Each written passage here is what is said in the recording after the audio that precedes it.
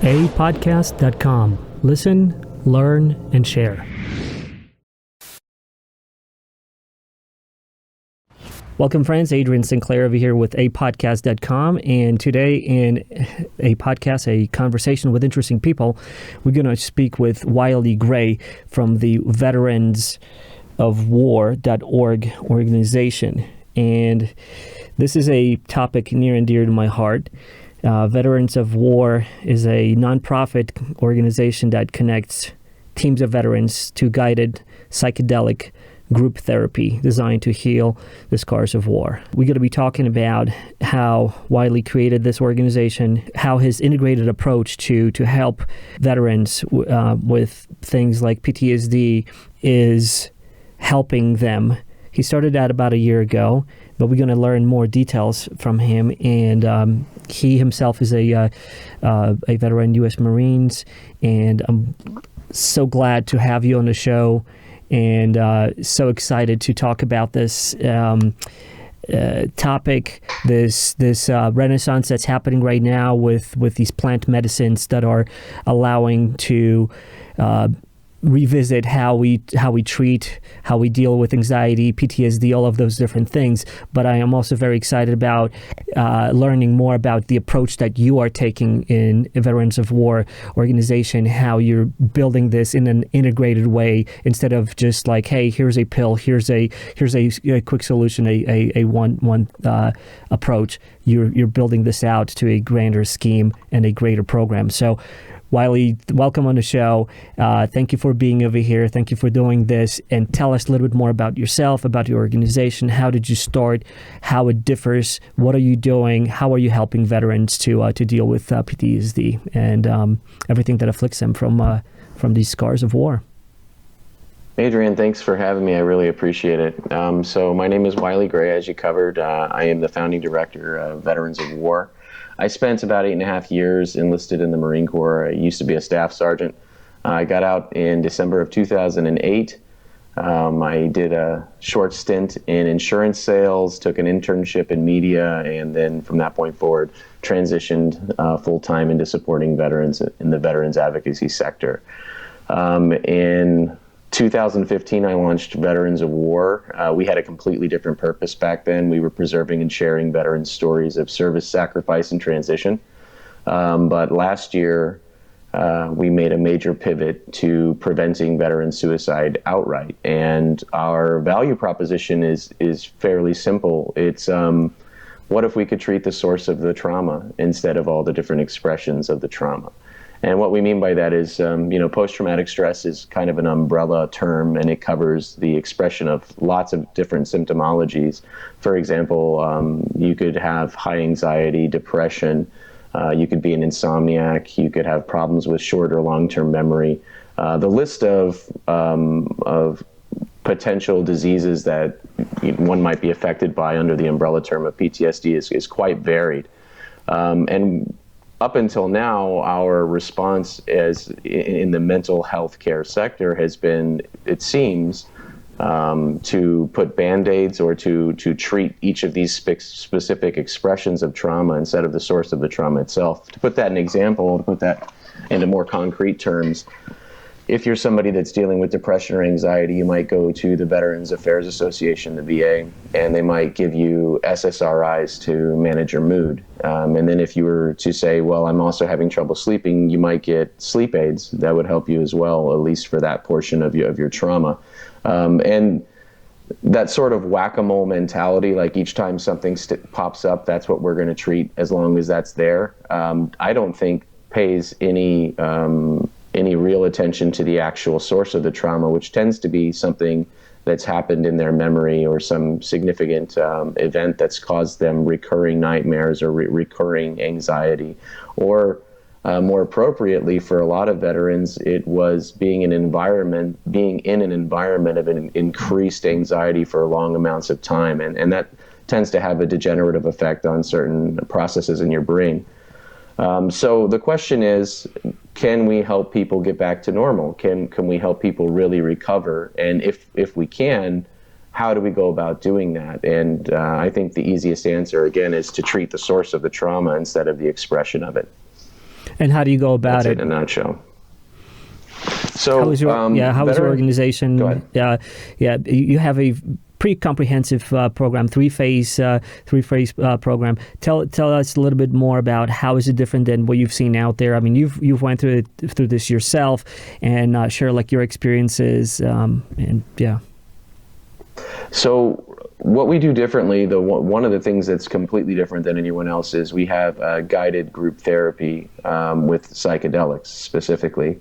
Which means that we're using successful models such as those used by the VFW to encourage participation in a group sense of purpose and identity, and then models like what the AA uses in terms of peer-to-peer support and accountability. And the idea is if we can use these intense psychedelics to reprogram the trauma itself, then it can end up serving us. And if we build support structures around that growth, then we will, in fact, help it to continue remaining a part of the person's life that's gone through our programming. So in short, we want, any changes that you learn to stick. And we want to offer you medicine that works, not that just only works while you have direct contact with it. So what we're offering is a complete change of your life done in pieces. It's a 3-phase program. It's built on the American Psychological Association's recognized ways to overcome post-traumatic stress, which are psychopharmacology, psychotherapy, and then education and support. So our program is the first phase is built around bi-weekly group therapy calls that are centered on education and preparation. The second phase is built around a 14-day intensive workshop in Peru, where veterans will have 4 opportunities as a team to ceremonially drink ayahuasca with experienced sitters and guides in order to actually process their trauma in real time. And then once those 14 days are done, phase 3 starts, and the longest portion of the fellowship, the following 4 months out of the 6 months, or 2/3 of the fellowship in total, are spent on the back end on integration and support. One of the things that I found in my own journey is the medicine's only half the work. Getting access, safe and reliable access to it is incredibly important. But for me, and the way that I sort of explain it to the veterans that go through the programs is, it's not a magic pill. It's not a silver bullet. What it represents is hard work. I think the best way to put it in your mind is ayahuasca, when done in a ceremonial setting with a curriculum that emphasizes education, preparation, integration, and support, I think gives the best chance at maintaining positive outcomes long term. Right. And our goal with Veterans of War isn't just to, help people choose to not kill themselves, which is obviously a very important thing to do. I don't want people just to live. I want my fellow brothers and sisters to thrive. I want them to come back and be reconnected with a sense of purpose, with passion for their life, not just to pay the bills and subside. So that's what the program does. It's built around reconnection. So a couple of questions right off the bat. Why ayahuasca? What is it? Psychedelics in general. How did you come onto this journey of psychedelics? It seems like psychedelics are kind of going through a renaissance right now, from this totally illegal Schedule 1 substance, which is still illegal in the U.S., to a plant consideration as being considered as a plant medicine, something that can help people and really reframe their lives and everything. And it seems like there's more and more conversations on that. I'm sort of on a mission as well to kind of popularize, not popularize, make this topic, spread the awareness about this. And, the legal treatments that are happening right now with ketamine, which is a psychedelic as well, but also these plant medicines, which are not yet legal in the United States. So you, as a U.S. Marine, coming back into this fold, helping out other veterans, how did you stumble upon, psychedelics of all things? Aren't they, like if devil's advocate would say, like, aren't they just, party drugs and just having good fun and whatever? How did your journey start on this? And take me through that, please. Let me answer your second question first, and then I'll just hop back to history and how I got into it. But I think there's a growing body of evidence from highly respected sources, such as the Imperial College in London or Johns Hopkins, that's clearly laying the bedrock for guided psychedelic-assisted psychotherapy. When we talk about long-term positive outcomes, I just don't see any compound outside of the entheogen class, which is like psilocybin, MDMA, ayahuasca, ibogaine, for example, that offer the same reliability to safe and effective recovery from trauma. I think that right now the mental health industry has a vested interest in keeping those that suffer to continue to have to deal with those diseases that they have. They make insane amounts of money every day from handing out SSRIs, sleep aids, opiates. And the veterans that I represent, we have access to those things like candy on Halloween. And those drugs typically have contraindications that are a mile along. You've heard all of the, if you're in America, you've heard all of the side effects, may cause drowsiness, embolism, fainting, loss of hearing, depression, suicidal thoughts and ideations. Typically, the list of contraindications is longer than the thing that you're trying to heal. Right, the cure is worse than the disease.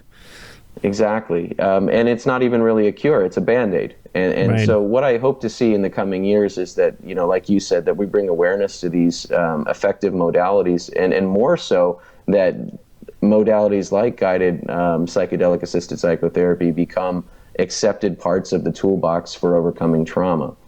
My path to finding them was quite long. I was somebody that was very adverse to drug use for most of my life. I was in foster care growing up, and drugs really destroyed my family, my biological family. So I had a huge aversion towards them. Coming out of the military, I was 26 years old. I didn't know what I didn't know, and I absolutely didn't know how much I was being affected by the expressions of post-traumatic stress. So it took me a long time to even realize that I had a problem. Once I did realize that I had a problem, I went to the VA. One day I came home from college, and my ex-wife had eaten all the bananas in the tray on the table. And it was this tiny thing that shouldn't have made me angry or weird or anything. And I ended up picking up this entire tray and throwing it through the glass on the wall. And then I saw myself like that very Michael Jackson Man in the Mirror moment. I saw myself in that shattered glass, and I thought, who the hell are you? What is happening? You're so angry about a banana? Like, what is going on? And I literally, that moment, I walked out and went to the VA. I knew I had a problem. They diagnosed me with severe post-traumatic stress, hyper-anxiety, hyper-vigilance, extreme depression, and insomnia. Which, when you have those things, it's kind of like, well, no shit. I told you I'm suffering. This is exactly what's going on. And just like I'd said before, they basically told me that, there's some imbalances now in my brain, and this is just my new reality. This is what I would have to get used to dealing with. And what that meant in real time was that I was becoming corrosive. Like, after almost a decade of not sleeping, being on high alert for, again, like almost a decade. You're just becoming a zombie. And everything irritates you. What maybe on year one of not sleeping wouldn't have bugged you too bad, by year 10, you're like a nerve in the wind. Everything is bothering you. And so I was at a point where I'd gotten suicidal, where I was like, this is it. I've taken enough. I don't think I can go any further. And ultimately, I had a couple different experiences. One of them was a man came into my life, and he reminded me that nobody chooses how they die, but every one of us chooses how we live. And that cracked right through. He had stage 4 cancer when he told me that. And I remember the shame I felt in my perfectly good body that I wasn't doing something for my fellow brothers and sisters when this man who is literally dying as he spoke to me took the time out of his day to let me know that it can be better. But I have to choose it. And then the other thing I think is my wife and I had a miscarriage a couple of years ago, and that was really the last straw for me. I've had a fairly dynamic life. I've endured. I'm not going to be a gate for trauma. Everybody endures trauma. It's part of the human condition. But I'd gotten to the point where I felt like I was done enduring trauma here. I was just simply finished with this deployment, to put it in terms a military member can understand. And it was in that place that I found first Dr. Rick Strassman's DMT, the spirit molecule, and that seemed to suggest that there were ways not just to overcome post-traumatic stress, but to really recover. Because those are different words, right? Like overcome implies that you're just going to accept this reality and be better than it. Recover means that you're going to actually get back to some extent to that place that you were before the trauma occurred. Right. And thrive. Exactly. And I sort of thought that was unbelievable, but you know, I'm the kind of person that when I don't know something, I like to get as much information as possible. So I started studying it. And I realized that there were DMT analogs all over the planet, you know, whether it was ibogaine, whether, you know, literally every continent seems to have an analog that their indigenous people had access to. And I thought that simply can't be coincidence. And right. I mean, it's even said that DMT is in most, if not all, living things. So it's like an inherent things that you know. Apparently, your brain produces it as well, naturally, and so it's already in your body. But for those who don't know what DMT is, what have you learned about DMT? What is it, and what is it to you? So dimethyltryptamine is a molecule that fundamentally, to break it down very simplistically, it's a communicator. And it opens up new neural pathways inside of your brain. And the chemical impulses that it releases seem to also stimulate the birth of new neurons, or neurogenesis. This is an incredibly fascinating and groundbreaking discovery. For most of my life, I'm 38 years old now, but for most of my life, you know, I grew up with the DARE program. I grew up with the previous mental health paradigm that, like I said before, is kind of like whack-a-mole. Like when something sticks up, that's when we treat it. Right. And the idea was, at least for most of my life until the mid-90s, as far as I understand it in psychology, is whatever you were born with in your brain, that's what you got. Like if the model used to be, this is your brain on drugs, right? So once you crack the brain, there's no coming back. And even today, I've talked to mental health professionals that went to their residency years ago, and they're dealing with that same structure. They think that that's exactly how it works. Well, it turns out that, like I said, these chemicals stimulate the birth of new neurons. That's crazy. That's something that, you know, literally breaks the idea of what can be possible in mental health. So for me, the travesty is not just that we don't have access to something with such a proven track record of helping people overcome trauma, but that it's the year 2020, and we're looking at something that's lived parallel to our human culture on this planet for thousands of years, and we have to talk about it right now as though it's new. As though this is news, and it's information we haven't had for literally most of recorded history. And I'll remind you that as we talk about this timeline, and as we're thinking about the fact that this has been around for a long time, at the same time, living parallel to that narrative is 20 veterans committing suicide a day to a preventable outcome. Every single day. Yeah. How many of my friends have I had to bury since I got back in 2008 that could have been prevented? That if they knew this isn't how you have to live, this isn't your new reality, this is just a temporary place that you're going to have to be until we go through your trauma and help you suture those wounds instead of putting a Band-Aid over them. Right. I like what you said, and one of the things that really drew me to these plant medicines, researching them, is the evidence that's and Johns Hopkins, actually my wife's alma mater, is such a forefront in testing all of these plant medicines. Where they allow you to literally rewire. You mentioned the neurogenesis, which is the creation of new neurons, and literally when you put that when you allow that space to happen in people's brains, where they can literally help themselves rewire, that is such a tremendous opportunity to take advantage of. And the other thing that I really like, just looking at your website and how you've designed the program that you've designed, is that it's so integrated. It's just not, like you said, it's not a silver bullet. It's not just something that you take and you're good. It's the process of integrating what your experience is, allowing you to rewire your brain, absorb those, maybe even deconstruct those traumatic situations that happen to you, and also have the like AA type of support structure in which you know that you're not alone. You're just not like, hey, take this and just go away and just like any other doctor would prescribe you some kind of pill, like take this and call me in the morning, right? And that's what I love about what you're doing at Veterans of War at your organization. So tell me more about the before actually we get to that. From your perspective, what is ayahuasca, ibogaine, San Pedro, all these different medicines, and what kind of experience do you have with that? How different they were to you if you tried them all, and why are one better for some?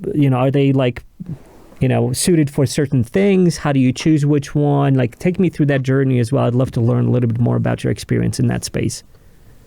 So there's two ways to approach this question. The first is from the traditional plant medicine side, the mystical side, or the maybe the indigenous people's side. What do they think they're doing? And the second is from a chemical standpoint, like what's happening in your body. Right. I like to kind of mesh both pieces of information because I think that they both rely on each other. Kind of like when you go to work with any of these medicines, it's not just the medicine; it's you as well. It's a marriage of your intention and the ability of the medicine to work through that. Same sort of scenario here. Depending on who you talk to, I would say that most what you would traditionally call a shaman or a healer or one of the community sitters would tell you that there are three master plant teachers, ayahuasca, ibogaine, and San Pedro. So ayahuasca refers to two things. Firstly, ayahuasca by itself is simply just a vine that grows in the Amazon rainforest, Banisteris caapi. But typically when people say ayahuasca, what they refer to is the tea that's brewed out of that vine and then an indigenous leaf-bearing plant. There are several that they use. But typically they'll use chacruna, which has a high DMT yield. And then what ends up happening is the ayahuasca mixed with the chacruna, when that's boiled in water, they create what's called a MAO inhibitor. So typically orally ingested ayahuasca, DMT itself would break down in your stomach. But because of the MAO inhibitor, the DMT is not allowed to break down. So without the vine itself, ayahuasca wouldn't work. You would immediately digest it. But with the ayahuasca vine, it allows the tryptamines to work for about 4 to 6 hours, sometimes up to 8 hours. So each of the master plant teachers is supposed to have a different sort of personality.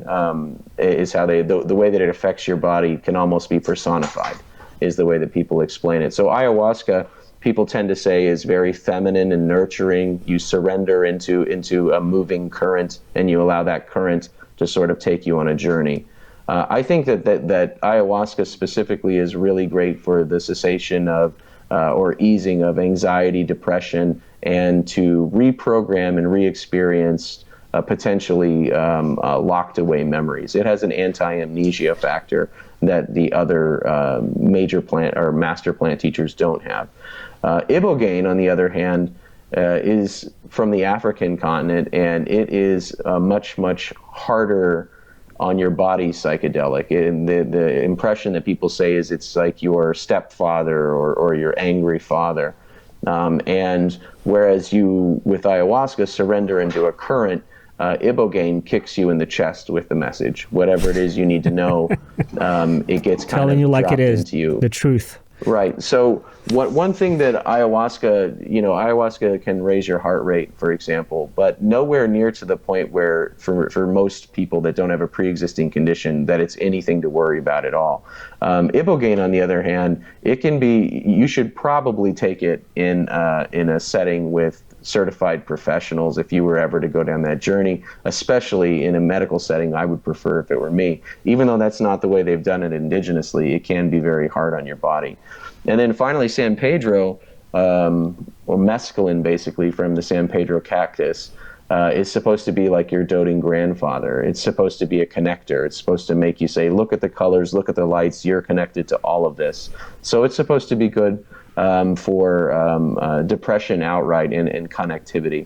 Ibogaine, on the other hand, because it's so severe, shows just tremendous ability in helping activate the cessation of habits. So if you have somebody, for example, that's on heroin or methamphetamine, something that they're very addicted to, both mentally and chemically. Right. They can take Ibogaine one time and people have quit cold turkey for the rest of their life. Yeah, I've heard those stories, and it's amazing how a compound like that or a medicine plant like that can actually have such a just astounding effect. Whereas like we have these huge programs where people are trying to quit and over years, and then they fall back into it. It's amazing how something like that is. Why do you think these things are illegal in the States? It's a great question. I think that there are a few reasons why they're illegal. Firstly, I think Terence McKenna said it better than I will, so I'm going to paraphrase it because I'm not going to give his perfect quote. But it's very dangerous to the entrenched system in play if you're handing out candy that tells you that the system is fake. And ultimately, we're in societies that, for whatever reason, glorify the differences between us. I'm American, I'm Irish, I'm, Salvadoran, or whatever each person is. This is my culture, well, what these extreme or these master plant teachers tend to show us is that we're all the same, and that we're all interconnected, and that we're all branches of the same tree. And once you have that sort of a life-changing realization, you start looking around and it becomes much harder to be ambivalent to the suffering of others. To buy into some of the maybe more nefarious parts of capitalism. For me, it's just shown me that there is an active, I think, interest in keeping us divided and not keeping us whole. In the same way that the mental health industry has a vested interest in selling us pills every day. If we were all cured, they wouldn't have a job anymore. If we realize the flaws inherent in capitalism and the connectivity that is our birthright, we would probably act very different. So in that way, they're a threat, one. The second thing is we're perfectly fine with chemicals that work to keep us more productive, right? But if it's a chemical that may change our relationship to our production, again, that becomes dangerous. Because the society itself is built on that production. So I sense some kind of a profit motive that's the undercurrent of a lot of this greed, where we, the system in place, the economy it's reliant on this revolving energy in form of money, consumption that's just kind of feeds onto itself and propels it forward, and so the emphasis is on just supporting that instead of maybe reframing how we should live as people. It's like the 40-hour work week, right? And then you just come back home, you just try to relax and whatever numbing techniques you have in your own life to kind of deal with the stress of your everyday life, instead of spending more time being able to grow, to learn new things, to just experience this life through living, instead of saving up for this retirement with this magical time in your life where you're supposed to retire and then start your living, where you're just you're older and and you may not be able to enjoy as much in your life. So I definitely see that perspective and how that would impede those interests. Too many people are right now living to work instead of working to live, to put it succinctly. You're absolutely right. I feel like there has been in our culture a very, very big divorce from our sense of community with nature and our connection to spirit. We're seen as these automatons that just get things done. And it's never made more apparent than when you look at the essential workers right now. They are absolutely essential, but do we pay them like they are? Do we take care of them like they are? It's the same thing that happens in the veteran community. Everyone's quick to say, thank you for your service, you're a hero. But look at the state of the Veteran Affairs Administration. Look at the state of our mental health care that we have to use. And ultimately, I think that it comes down to that same thing. If we all understood the connectivity between us, if we were all absolutely invested that I am you and you are me, and bringing you up helps me, and you bringing me up helps you. If we all understood these basic tenets, life would be much easier. You probably wouldn't have people protesting, the virus or being locked down if they understood or cared that their actions could kill someone else or hurt someone else. Yeah, it's a lot of those medicine plants and experiences that people describe after going through the ceremonies, and it's important to kind of add on what Terence McKenna and all the people in this field. We're talking about Paul Stamets. It's a set and setting, right? It's not just like the chemical itself or the compound itself. It's a setting. It's a guided. So you have the experience that's managed in some way, or like you have that sense of security that what's going to happen to you and how because for some it may be deconstructing of how they believe reality is working. Oh, yeah. And so this may have a profound effect, and that's what I hear from a lot of people. We've got introduced to Zappy Zaplin, who did the Reality of Truth documentary, in which they travel to do these ceremonies and try San Pedro and ayahuasca, and they go through it and they talk about this, how some people just can't handle it, that they just deconstructs. Others basically their eyes are open and they feel this connectivity that you mentioned, which is, again, if you feel that you are connected, it's kind of like, could you be angry with one of your arms where you know that it's connected to you, it's part of you, right? It's kind of like me being angry at myself, like one arm being angry at another arm. It's like it's and I think that's what these plants, I like how you call them master, what did you call them? Master plant teachers. Master plant teachers. Yeah, I love how you call that. And that's what they reveal, that how everything is connected. And if you truly feel that, you will not have you will not feel that separation. You will always have that place where you can come back and feel that, hey, I'm connected to it. Even though, like, ostensibly I feel like I am separate from it, but through these, it lifts that veil. How, I want to ask you, how was your worldview shaped? How, like this, because we talked about how economy and capitalism and just on that perspective how that works, was what you mentioned right now shaped after you took some of these plant medicines, or was it, or the plant medicines kind of helped you confirm this feeling about how you felt about the world and how it's kind of biased and tilted because of these mechanisms that we have, the greed, the profit motive, and all of that? If I could just real quick, you'd said a second ago about set and setting, and I would just add one more piece to that, support. I think that too much of the journey is given just to getting to access. And access is super important, but what you'll find, especially with these intense chemicals, is if you don't have the proper support structure in place for long-term growth and sustainment, you can absolutely backslide and get right into your old habits So a lot of people, especially those that work with ayahuasca, will tell you that the real work starts after the ceremony ends. Right. And I think that's important to understand. So one more time, what was your question again? I'm going to repeat that question, but I want to tack on to what you just said, and that's why I really like what you're doing with veterans of war and your organization, is because you are providing that support structure. It's not like like your 3-phase program.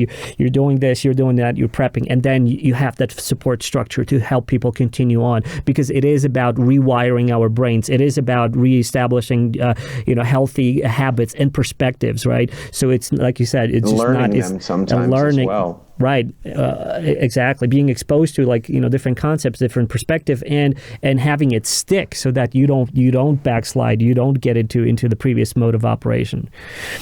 And when you do have those challenging moments where your old worldview is creeping up on your new one, you have a support structure of people that are going through that same process, that understand what you're dealing with, to talk to.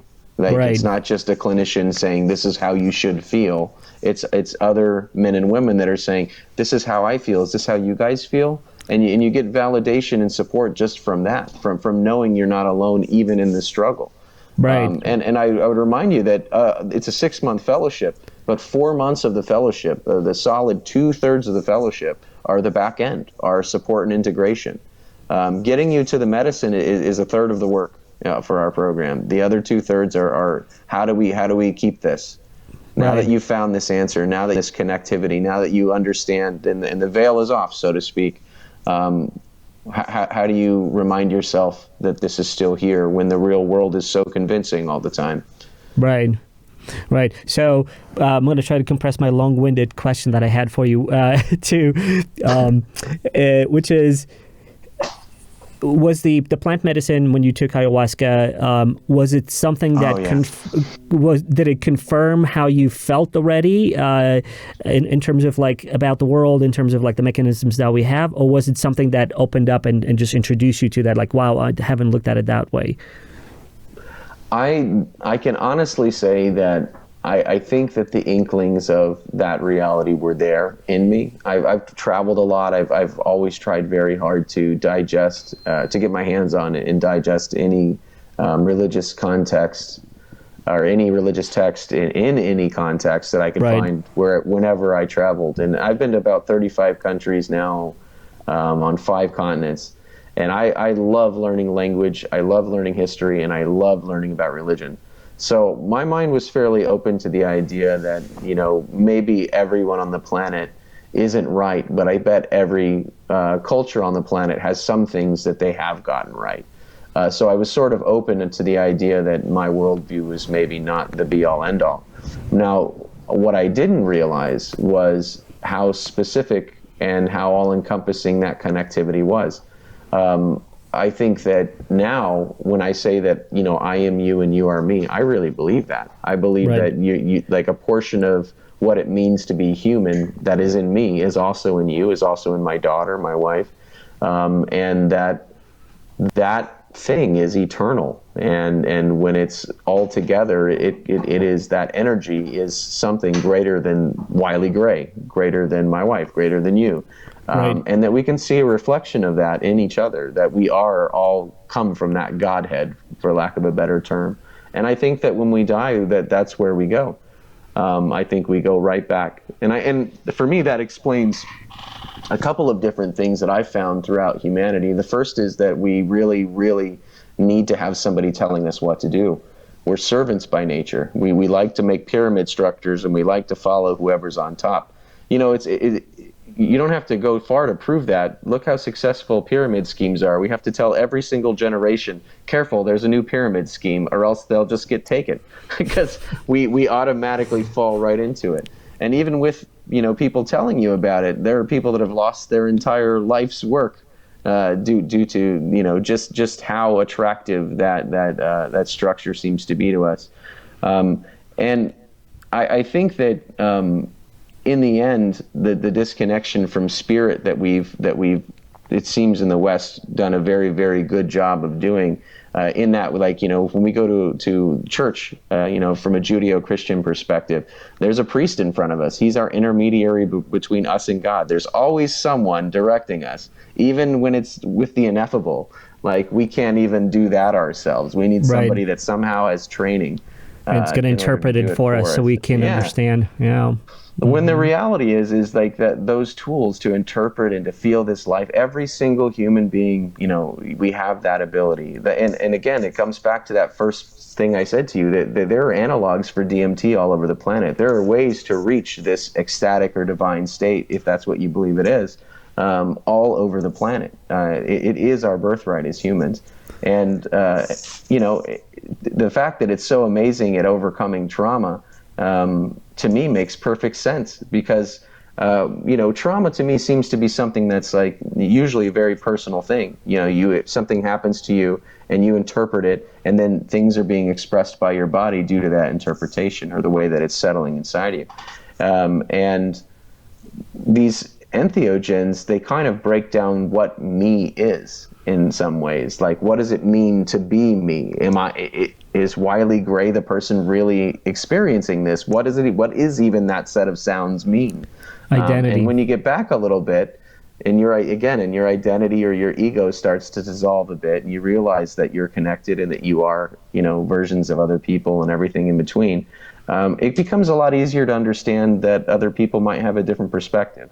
It also becomes easy to see the trauma in others and to say, like, it seems to me that maybe what you're trying to say is this. Does this seem like an effective way to overcome that? But ultimately, what the crux of the matter is I think that entheogens offer a safe and effective path towards true recovery and healing. And it doesn't take a company like Bayer or Pfizer to put a stamp on the top of a pill to make it somehow more meaningful or more beneficial to humanity. These things have lived with us for thousands of years with very, very few negative situations that have arisen because of their use. And I'd like to see any medicine, Tylenol included, make that boast. Right. Explain to those who are not familiar with the term entheogens. So entheogens are a specific class of chemical that work in your brain to create an altered brain state that typically increase your empathy and increase your ability to understand the trials of yourself and others, sometimes from an outside perspective. But what the word means is it's Greek, and I think it comes from entheos, and it means to generate the divine within, or to come into contact with your inner divinity. I think that's about as fair as I could do off the top of my head. I think that's a great explanation and very brief. I could not even touch that with try to explain that myself, because there's just so many connections to that would just steer me on a long journey of explaining what it means. Go ahead. I'm sorry. Yeah. If I could, I just remembered something that I did want to. I just lost it. I'll come back once I'm going to start just talking. Just like that. As soon as you do, I'm going to get my pen ready. So the experiences of getting connected, or having this feeling of connectedness with everything. A lot of people ascribe it to these plant medicines, but through which you reconnect and you have the spiritual. A lot of people describe it as a spiritual journey or spiritual experience where you feel a quest or and I can only speak from my experience of a ketamine, which is Schedule 3, is legal in the United States, can be prescribed, and there are clinics which are utilizing that right now. And when I had the session, and that feeling is, and again, it's a feeling, which is to me a person who is very logical and very, in the past, very controlling in a sense of like wanting to have that control over everything. Again, it's just stemming from the ego, I'd say, which ego says, like, you need to be safe, you need to be secure, you need to make a ton of money, you need to all these different things piled on top of what society tells you. And then at some point you logically kind of derive that, like we are all connected. The crux of a lot of issues is identity, right? Something that you mentioned in the beginning. Oh, you're this race, you're that race, you're this religion, you're this group, you're this club, you're this whatever organization, and so we have this kind of built-in model of protecting us against everything else. But after a while, on a cognitive level, what happened to me is I started to see this as a problem, where we have these artificial divisions, we have these barriers that divide us, and then there's wars and all sorts of misery and suffering because of that. So you see on a logical level that, oh, wow, this is like, if we could only kind of come together, and, even some sci-fi movies are like explaining, like, well, if there would be aliens that would come down, maybe humanity would unite and we would see ourselves as this just humanity, right? Instead of like these divided groups. So on a logical level, I was kind of like, wow, okay, well, how great would it be if we could sidestep that? And then enter ketamine and enter that space where you don't cognitively know it, you feel it, which is like even more powerful of a teacher than just cognitive, because cognition and like you can intellectually convince yourself to something. Like, I've collected enough evidence on something. This seems to be real until I get some other evidence to tell me otherwise. But when you are in that state, that connects you to that divine energy, God, whatever you want to call it, the universe, the ultimate awareness, you feel it. By God, you feel it, and it's a whole different understanding. When you come out of it, you have this a whole different perspective, a whole different connection, and then the challenge is just to hold on to it. How was that experience for you when you went through ayahuasca? And tell me more about that. I haven't. I've gone to ayahuasca ceremony with atheists, but I've never left with atheists, and I think that's an important thing to know. You said it correctly, and I don't know. I think I would struggle to find a better way to say it. Knowing something and feeling something are completely different. I could tell you, like, this is what's going to happen when you get shot by a gun, but if you get shot by a gun, that's going to be a completely different experience for you. Right. Feeling it is going to add another layer, and you're absolutely right. It took me a long time to get to the bright, beautiful light that you explained with ayahuasca. Ayahuasca tends to be fairly comprehensive. It doesn't give you necessarily what you want as much as it gives you what you need. So when I went to look initially, what will ayahuasca give me, I was expecting to have some sort of connection specifically with my service. I thought, there's going to be some parts of the Marines that are definitely going to come out here, some bad memories. And certainly because we'd lost a kid, I thought that something about my family would have to be a part of it, right? And I was shocked that it went straight to the root. I went to my childhood, deep childhood, to where I didn't even think, what am I doing here? And the amount of darkness that I had to work through, the amount of trauma that I didn't even realize were affecting my decision making every day. Because that's the other thing that I think for me came into clear focus was your trauma, your symptomology, the way that you're expressing your trauma is trying to help you. For example, your anxiety is trying to keep you safe. It's trying to keep you aware of your surroundings so that you could respond in a moment's notice. Your hyper-awareness could be put in that same box. You're trying to protect your family. You're trying to protect your environment. You're trying to protect your loved ones or yourself. And it's when these things get out of whack, when they become the ultimate be-all, end-all, that they are what defines your character, that I think that you start to have a problem. And I had a problem for years. Those very things I was talking about were very out of whack with me for years. And I just thought, well, this is because this is Afghanistan. I'm just reliving parts of Afghanistan that are being manifest now. It wasn't quite as simple as all that. A big portion of it was that, for sure, because that's also where I learned, in the Marines, kind of how to defend myself and how to prepare myself for, situations that I may not anticipate. Yeah, a long-winded way to say that each journey is completely unique. And for me, ayahuasca started very dark. It took me my first 3 ceremonies and then a 2-year break. And then once I went back to Peru in April of last year to really finish up that leg of my work. I still don't think I'm mission complete. I have work to do.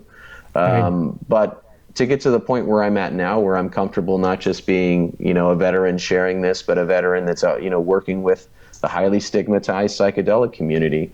Yeah, absolutely. I think that I think that it's been formative in how I see the world outright. And before, I would have been a bit more cynical and a lot more personally invested. Whereas now, I think I take more of a step back and I sort of think to myself, what's the best long-term outcome? How can I affect the best amount of change long-term?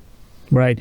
For those who, and I've spoken with several veterans who have gone through some kind of treatment, whether in terms of either ketamine or ayahuasca or ibogaine and or some pain drug, and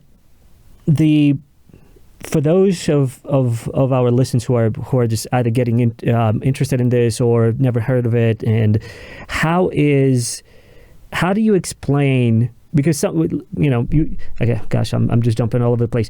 Coming from the the anti-drug culture and all of that, it's easy to dismiss all of this, these experiences as drugs in the woods. As drugs in the woods. That's what I've been asked. as just, oh, you just take something that scrambles your brain and you just, it's all like, I mean, it's just hallucinations. Your brain doesn't know what's happening and what have you. How do you respond to that when someone is asking about that, like that aspect of this whole experience? There's two things. First, I think that you can't pretend like the placebo effect isn't real. Whether you believe in it or not, if you do believe in it, studies have shown again and again resoundingly that it will increase that thing's efficacy. I would say outright that psychedelics are kind of unique in that they're not asking you to really believe in anything. Just show up and they'll show you, and what you take from it is your own. Right. One of my best friends in life is very type A. I tried to convince him to go to Peru with me and take one of these quests, these like soul journeys. And he said, absolutely not. I don't have anywhere I need to grow. And that to me was a ridiculous sentence, because I sort of feel like as a human, I'm always growing. I don't want to be satisfied and stagnant. And I said, no, you don't understand. This is something that has changed my life outright. It's changed the way that I interface with everything around me. And he's like, yeah, I mean, that makes sense. You were doing drugs in the woods. What'd you think it was going to be? And that's one way to look at it, clearly. I mean, okay, I can't argue with that. Now, what I could do if he were up for that challenge would be to walk that path himself and then tell me if it's still just drugs in the woods. Because like I said, I've never walked out of ceremony with an atheist. But how much of it is real? How much of it is your brain? I'd say that if you think that it's just your brain, I think that you're being a little naive personally, because plants are alive. Look under a microscope. They're performing actions. They're moving away from harm. They're reproducing, all of the hallmarks of being alive. There's no question in science that plants are alive. Is it so unbelievable to find that, over the course of our entire history of growing alongside them on the planet, that we've found ways to communicate with them, and that they might have something to say? I don't think so, honestly. I think that of course they do. They're growing on this planet with us. Right. And I think that the message from plants is again and again coming back to the same thing that we know even in our hearts is true, just being from this planet. The first is that humans, we're tribal. We're tribal by nature. The structure itself makes sense to us. We recreate it everywhere we go. The military is just another tribe. I mean, literally. And the other thing is that we need to be in balance. And I think that any rational human being could look at the planet right now and realize that we're terribly out of balance. And some of the things that are happening are a direct result of our imbalance with nature. And I mean, if you had told me 25 years ago, one day you're going to be talking about speaking to plants, I would have laughed at you, right? I mean, because that's both the arrogance of youth and at the same time, I think, probably the arrogance of feeling like you know enough to not need to know more. But time has changed that opinion outright. Again, plant medicines, the master plant teachers, they don't expect you to have faith in them at all. That's not part of the equation. You don't need to believe it. Right. They will show you. They will show you things that are going to be very hard for you to just dismiss outright. At least they were for me. Right. And because of that, it became a catalyst for major change in my life. And honestly, when it comes down to it, why psychedelics? Why this path? Because it works. I don't know any other path that especially for the veteran right now, especially for people that have like stage 4 cancer or are suffering from postpartum depression or have a lifetime of anxiety. How don't you just want to be better? What if there was a way to really be better? Not just be better for a few hours, but to have a fundamentally more pure connection to yourself and your environment. That's what entheogens offer as a class of chemicals. This connectivity on a literally on a DNA level. They're doing studies now that seem to suggest that after taking some of these extreme chemicals, that your body on an epigenetic level, meaning your DNA itself, expresses itself differently.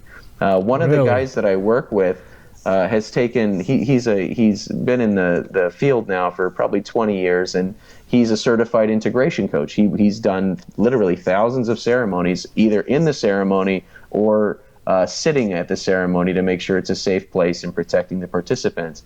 And one of the things he talks about is, and this is a crazy story, I'm repeating it secondhand, this is anecdotal, do your own research, obviously. But he used to be allergic to cats, and he now is not allergic to cats.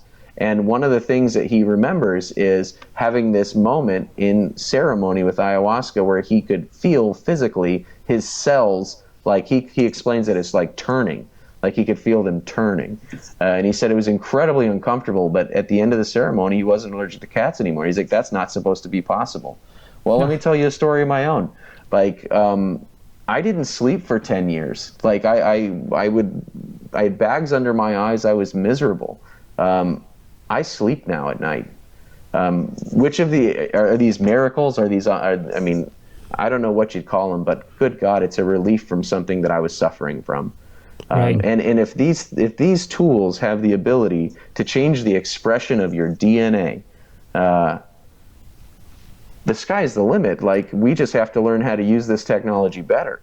That is so amazing. I have not. This is the first time that I'm hearing about this, and obviously familiar with like how our genes can switch on and switch off depending on the environmental impacts and things like that. But obviously, it kind of makes sense if you would have, these kind of plant medicines integrated in your body and on a cellular, on a DNA level. That's pretty amazing. And gosh, I need to research that more because that is very, very interesting. The memory aspect is cool too, if I could. The memory aspect is really cool too. For most of human history, we've had this impression that we have an innate set of instincts that we do. And what they're showing now is that, scientists are leaning towards the conclusion that some parts of what we would have considered instinctual before are actually programmed, learned memories passed down in your DNA. Right. Like for example, if you have an affinity towards, water or swimming, you've just always been a natural swimmer your whole life.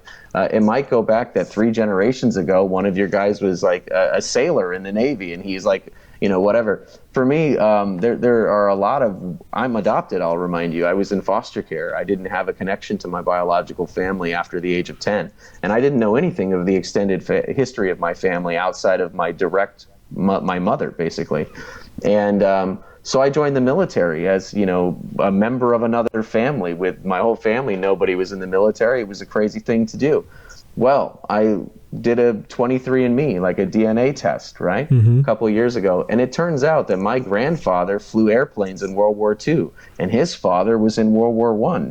And like, you keep going back, and every other generation basically was directly involved in their country's war.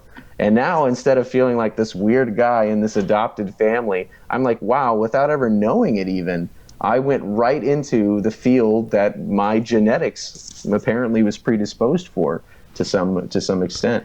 That's and amazing. I wonder long term, with helping people find healing this way and potentially, again, epigenetically change the expression of their DNA. There is an argument in the indigenous healing circles that you could use things like ayahuasca or ibogaine to end what they call generational suffering or family suffering, like when you have a history of negativity that seems to follow in a specific way. Oh my goodness! I'm blown away that you just mentioned that. Change that outright. I'm blown away that you just said that. I had a doctor on my show, Annie Kalasian, who was, so she's Armenian, and the Armenian genocide that happened, and although that was like several generations beforehand for her, again, she was carrying that burden, and it's almost like it was, and even though she wasn't really taught about it, like it was just like almost like it was passed on genetically, almost cellular. In a sense, cellular. And so, but I wanted to kind of go back to when you mentioned plants and how, because we were talking about brains and whether these plant medicines or these compounds affecting our brains. Is it just a trip that we brains are getting scrambled and we're getting all these these beautiful colors and all that. And so write it down now then. I did. And so you mentioned plants and how long they've been, they've been evolving and everything. And, unless something changed, and I'm not a biologist or microbiologist, but last time I remember from my biology class, they don't have a central nervous system nor brain. So in a way, that intelligence is embedded in every cell, or maybe in the structures of the plant, and not necessarily in this one. That's an interesting point.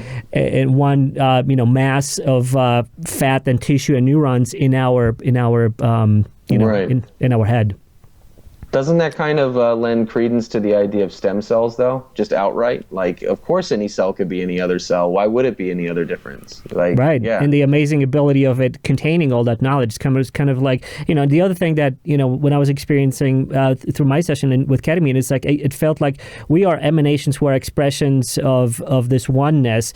And I think there's even I forget whose quote that is, but it's like I think it was Alan Watts said something like, we're 10,000 things, we're one thing and 10,000 things of suchness, or like expressions. So like we're multiple expressions. So like in a way, coming back to it, you're a teardrop, or you're a drop of water going back to the ocean when that experience happens. I love that.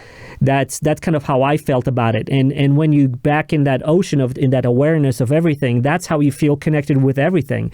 And so I believe that that's happening not only on like our individual like human form and levels, but down to our cells. And every cell has that innate intelligence, and we kind of know that. And there's been a lot of science that's been done to kind of prove a lot of those things, how intelligent the individual cells are.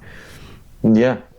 Yeah, no, I think that's fascinating. I honestly do, and it's weird how the more scientific you get, almost the more philosophical it ends up being, because like when you talk about energy never being lost or created or destroyed, always transferred, that sounds a lot to me like that Buddhist idea of like a person is a wave. And when the person dies, it's like that wave crashes to the shore, but the water isn't gone. It just goes back into the ocean. We can appreciate and measure and see that wave for what it is. And whatever made that wave for that second was that form for that second, but it's not gone. It's just now back part of the ocean. Right. That's a very interesting way, I think, even to explain quantum theory or the metaphysics of the basis of reality, like the uncertainty of the jingling of things of nature, to quote Feynman a bit. But what I wanted to hit from earlier that I'd almost forgotten about entirely was when we talk about the importance of integration and we talk about these neural pathways. I think these things go hand in hand, and I believe it was MAPS. It might have been the Beckley Foundation, so don't quote me. But one of the two of those organizations gave an interesting article. Had an interesting article online where they showed a graph that basically was supposed to represent the brain, right? So it's a circle, and it has maybe 4 or say 10 lines drawn from one end to the other, all at different places. And this was supposed to represent a typical brain's neural pathways, or the way that your brain has been trained to think. You can think of neural pathways as like, let's say that, you start walking with your left foot all the time, and that's how you've trained your body. After a while, you don't have to think about it. Your body just starts with your left foot, because that's the pathway you've created. Right. So over the course of a lifetime, you've created neural pathways for almost every situation that you could possibly encounter. So what they found was when psilocybin, when they're doing these MRI, these magnetic images of the brain, looking at the neural pathways specifically, once they've added one of these entheogens to the mix, it brings it up by a factor of 100. So if there was, for example, 40 before, there's 400 neural pathways now. So where it had just a few lines, it was like a crisscross of lines. So what that idea brings into, in my mind, into clear and sharp focus is how important it is to maintain integration afterwards. Because you may have opened all of these new neural pathways, but it's going to take sustained foot traffic to make sure that these are now the neural pathways that we use instead of the other ones that have been ingrained for all those years. that was what I was trying to remember earlier on. That reminds me of I think it was Paul Stamets, the mycologist who's really big on psilocybin and mushrooms in general, but psilocybin specifically. And I think he brought up a great analogy. So like he said, I think it was on Joe Rogan's podcast. He said something to the effect: if you think of a brain as a slope, and how people are skiing or carving out these paths, these trails, and then psilocybin and these psychedelics are like a fresh powder that just kind of comes down and kind of just clears out everything. But then what he's you so said, smart. I love that man. I mean, he's just really great storyteller and just unbelievable asset to this whole spreading of awareness about this. But to what he said, to that side of this is kind of like the snow that kind of nullifies all these trails that you would have tendency to kind of go down. If you are angry, if you have these responses in you ingrained so deeply that you will react before you can think about it. You go back to that reptilian brain and you have that reaction, whatever it is, and then the psychedelics helping you kind of nullify, kind of clear the slate. That's one aspect, and I'd love to just pair that up with what you said but then the support structure of surrounding yourself in that community of people who are experiencing something like that will help you to carve out those new trails so you don't fall back into the old trails, and keep them active. Yeah. And keep them active. So I love that. I love how we just combine these two thoughts on this, because I believe that's the new opportunity for you to start a new life, to literally rewire your brain to have a new experience and not fall back into the old patterns. That's exactly what I'm trying to help veterans find, is the reality that there's connectivity past this trauma, there's recovery from this trauma, and your new life on the other side is waiting, but you're going to have to do some work to get there. Yeah. So let's bring this back to Veterans of War, your organization, and the phases. Tell just the audience, tell the those who will be listening and watching this, a little bit more about where do you want this to go. A little bit, just like this is you're on stage now. Just tell us the message that you want to convey. How can they get in touch with you? How can they be part of this? Those who need this as a support, as a journey that they need to take. Those who can support others in a journey. You're relying on some professionals that are providing specific services in this. Absolutely. Tell us a little bit more about that. So to kind of help grow awareness about this, help you grow, help you succeed in this, and what are sort of like the longer term outcomes that you're seeing in this running this organization. So I think someone should consider my program or a program like Veterans of War if they've tried in good faith to find a path towards recovery using the approved methodologies, yet they're still struggling. I'll remind you, I was told in 2009 that tinnitus and all the PTSD symptomology that I was suffering were just the way that I was supposed to be, and this is how I am going to be now. That was going to be my new reality. And I thank God that I didn't listen to that information seriously, and I'm telling you outright that for most people, that's not the truth. If you're considering suicide as a viable option to end your suffering, if you've tried other methods to recover to no avail, that's when you should reach out. If you yourself or a veteran has continued to suffer, though they've tried to get better, this is outside of the box. It's not for everybody. It's very tip of the spear. But we'd love to try to help you craft a manageable path towards recovery. Yeah. What was the second part of the question? Well, how can people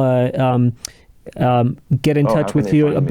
Find you. I mean, other than your website, here's just veteransofwar.org for those of you who are listening to this as an audio podcast. But in terms of either collaborating with you or supporting you, I mean, obviously donations and money, that aspect of sure. Trying that's always helpful. So I'm sure there's a way on your website that they can find out more about how they can support you in that manner. But for those who who do you need to take this to the next level? What is the vision of, like, do you want this to be almost like do you want multiple of these kind of programs to start in multiple places? What is it like a longer term vision? So right now, we are a national level nonprofit. We serve veterans all over the United States. Right now, in phase one of our programming, we are representing veterans in Texas, in Florida, in, North Carolina, in California, in Missouri. I'm actually working outside of Virginia. And what I see for this in the future is what we said earlier. Firstly, I want this to be an accepted modality in the toolbox for overcoming trauma. And I think that it has a lot to offer, specifically that space. I think that one of the things that a lot of people are really searching for is relief and recovery. And that's what Veterans of War really offers, is an opportunity to have relief from these problems and to truly come back and recover. What I see in the future is that this, in programs like it, we're the only one offering the group aspect of this sort of methodology, but I see a shift in the mental health paradigm of how we receive care and what we can expect from it. In terms of how can people help, donations are clearly something any nonprofit ever needs, will always need. But what we also need, I think, are allies that understand what's on the line. In the United States, we're facing a mental health crisis where 120 people are committing suicide every day. And of that 120, 20 of those are veterans.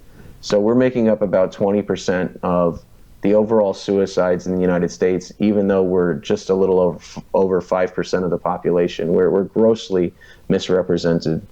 The best way to help, I think, ease this problem is to create more opportunities for access. So what we're trying to do with Veterans of War is to offer our model to other organizations and to other veterans from other countries. For example, we're looking into Australia, Canada, the UK, Israel specifically, basically the coalition partners that were in the battle space when I was there.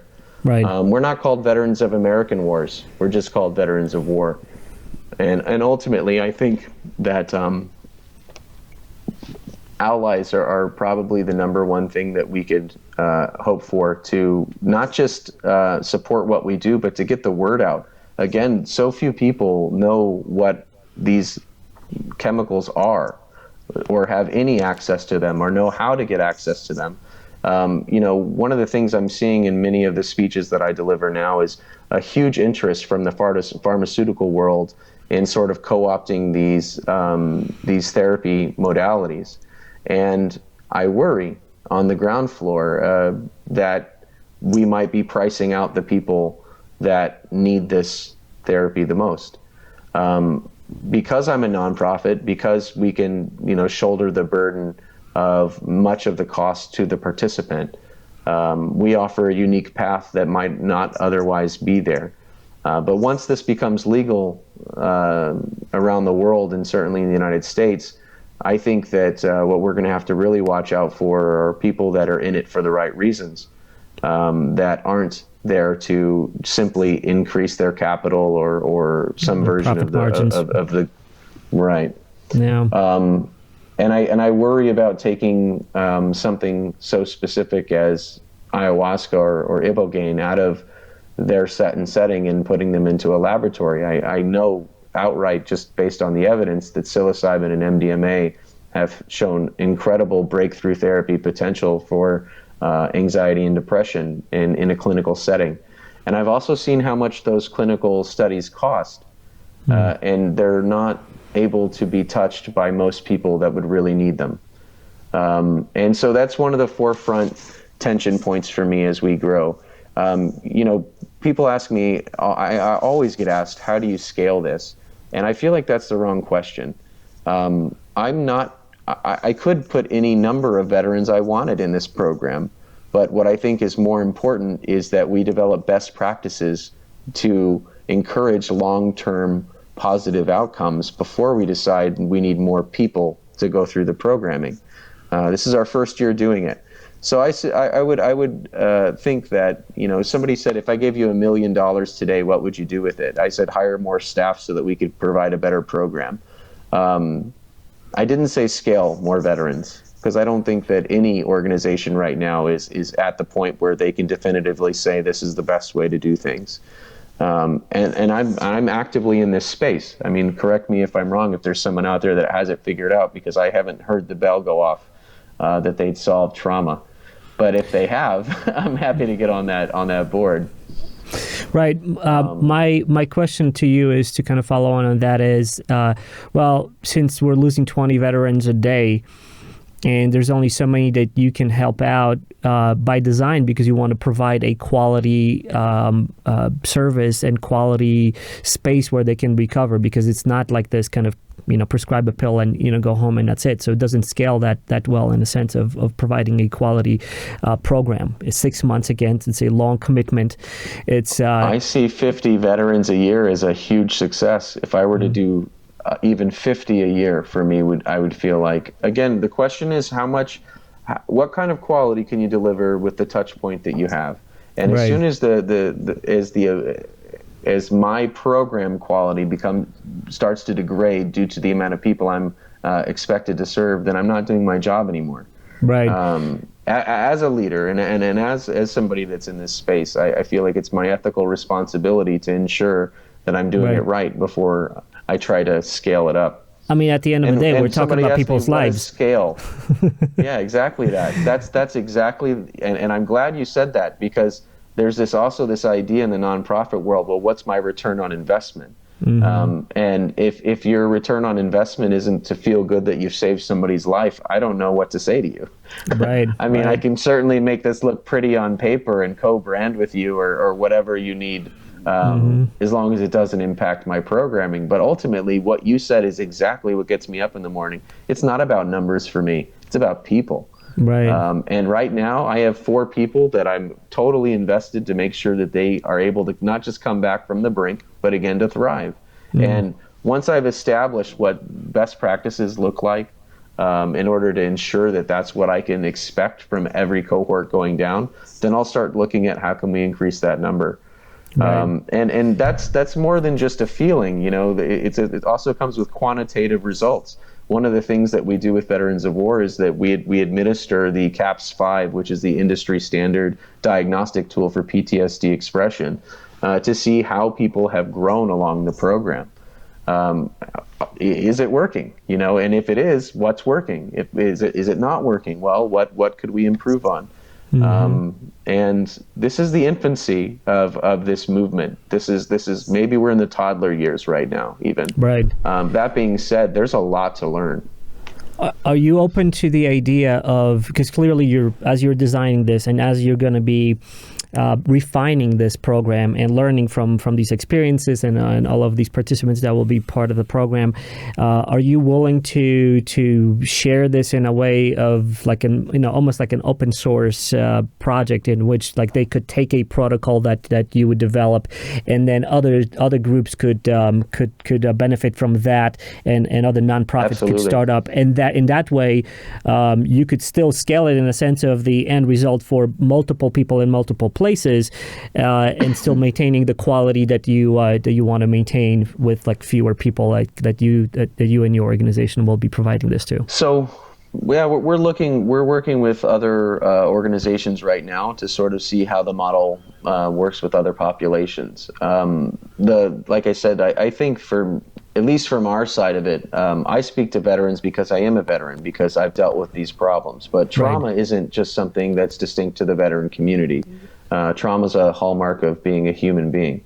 Right. And because of that, no, I have no problems outsourcing the model. Of course, if you're working in the veteran community, I'd hope that you would at least include me to some extent, so that I could help share some of the things that I've gathered over the time I've been working here. I think that not listening to the people that are invested is probably a bad route to go. Just the same way as I think that taking ayahuasca out of the shamanism setting might be something that we would look back on as we might have wanted to do differently. Because Right. what you're ignoring is, for example, in that analogy, these people have had a relationship with this medicine and have understood its potential Right. for both Countless positive and generations. negative outcomes for generations, right? It's Right, not brand right. new. It's not, Right. they've been living with it and working with it. So I think that we really ignore people that are invested for the right reasons. We ignore them at our peril. So yeah, I would hope that I would be at least included on those, in those calls or in those talks. But ultimately, I'm not here to copyright the newest mousetrap. I'm here to help people, and I think that getting and sharing information is critical to helping people. Yeah.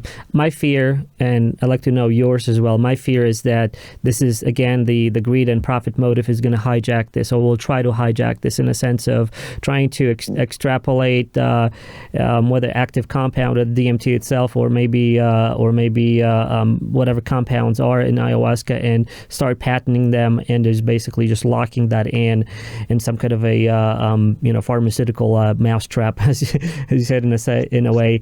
And that's kind of like my fear. I hope that that's not what's going to happen. What are some of your fears in this space of using these plant medicines and integrative therapy as you're designing in your organization? Well, they line up with yours fairly well. I think that I tend to be an idealist as a human being. I tend to assume that people are good until they prove otherwise. And when you're in this sort of a setting where I'm in a very real way doing the homework that other people later are going to use for their businesses, and I realize that. Just being a speaker in this space, I can see the kind of people that are listening, and it doesn't seem surprising to me that most of the people that are in that space are the same ones that were pushing for cannabis, and now that have multi-billion-dollar IPOs and things along those lines. I also fear for that. I really think it's to our great detriment to think that we can simply synthesize a chemical that has grown on the planet for billions of years to get to this point, and that suddenly, some guy with a good eye can craft something a bit better. I don't know that I believe it even should be that way, to be honest with you. I think that taking it out of its set and setting, like everything else, it sterilizes it a bit, right? On purpose. Like that's the whole point when you take it out of set and setting, is to control it.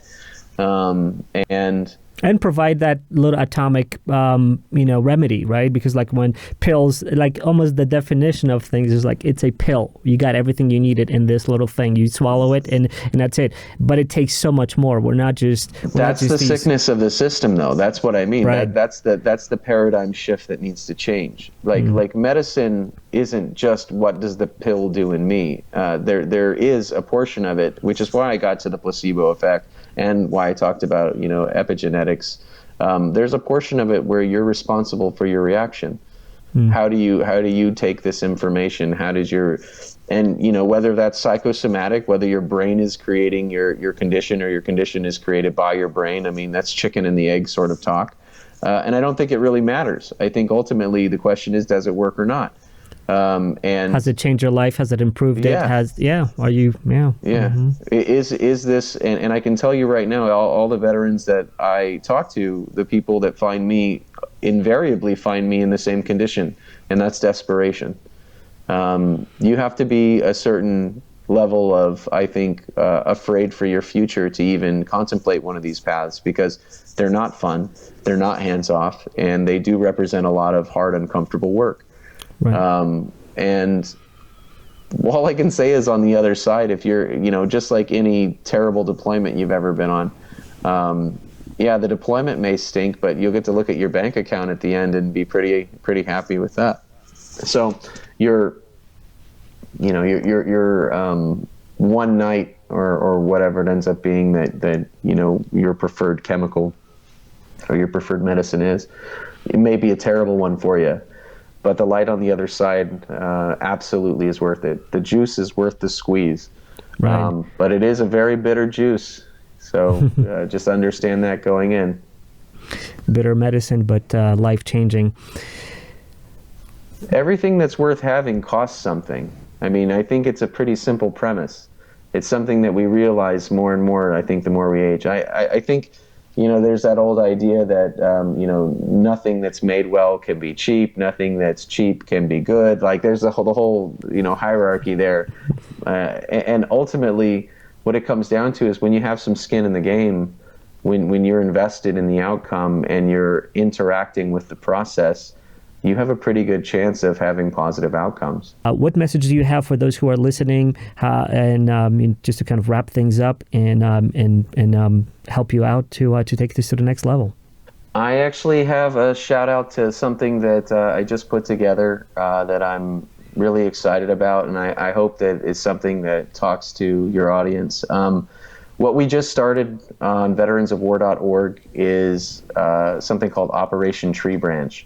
And what's happened is the jungle city of Iquitos, Peru, home to about 400,000 people, has also living outside of the city itself indigenous tribesmen of several different tribes. And Veterans of War, we've worked with the Yagua tribe a couple of times. They're representative of about, I think in the whole country and in Brazil, about 6,000 people. But the tribe that we worked with is about 120 people. And 20 families. And they're disproportionately being struck by the after effects of COVID. They relied up until, the last couple of months on their ability to forage in the jungle itself, and then their ability to sell, their goods and services to foreigners, to travelers that would come through that were curious about the rainforest and the indigenous people. Right. So the city itself of Iquitos, where we go for our workshops, these people, they literally were the guardians of these plant medicines for thousands of years. And it's only by the grace of these people continuing their traditions that we even have access to any of these indigenous medicines today. So I feel a tremendous amount of responsibility to help them during this trying time. So veteransofwar.org/treebranch. You can give directly to us. We have a connection in the tribe itself that is somebody that we can both trust and that is there to facilitate buying medicine and food supplies for those 20 families. So if you have it in your heart to help people that are really struggling, that are eating out of garbage and have no access to medical facilities whatsoever, that are absolutely being devastated by COVID, veteransofwar.org/Operation Tree Branch, help the Yagua people. Their livelihood depends on us, on how well we manage. What a noble and fantastic way of giving back for something that, like you said, would have been lost, the knowledge about this. And I really feel very positive about how these plant medicines will reshape our future. That's really, if there's anything else that I could think of, I think this is it.